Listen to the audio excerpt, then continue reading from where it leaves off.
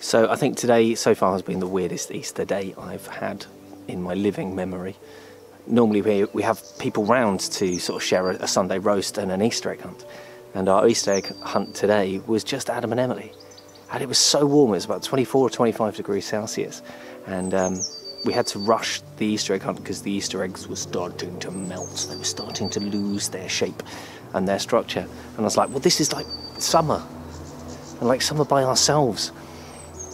Easter's one of the, surely the biggest day in the Christian calendar. Easter Sunday, we celebrate Christ rising from and beating death. And it's just such an incredible day. Just to do it by ourselves, it felt really unusual.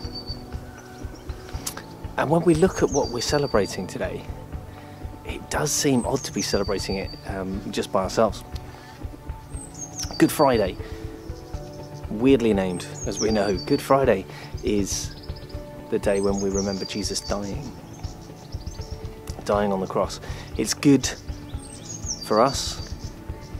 It's how the methods in which Christ took our sinful nature, our muck-ups, our bodge-ups, are dealt with by the cross.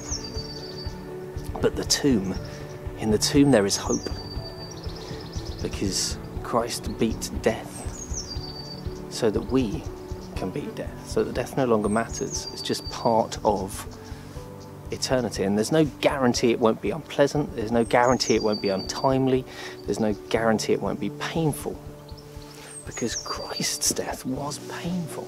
There was real suffering there.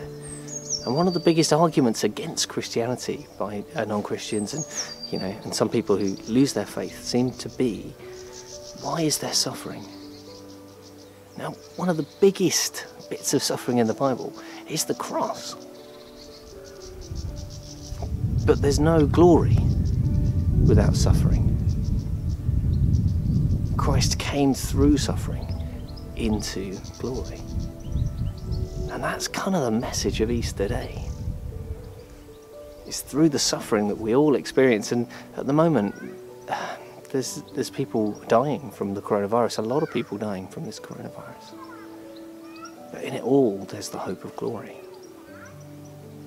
And that's an unusual tension. So today, celebrate, because it's the day that we do. But celebrate knowing that there is incredible suffering going on.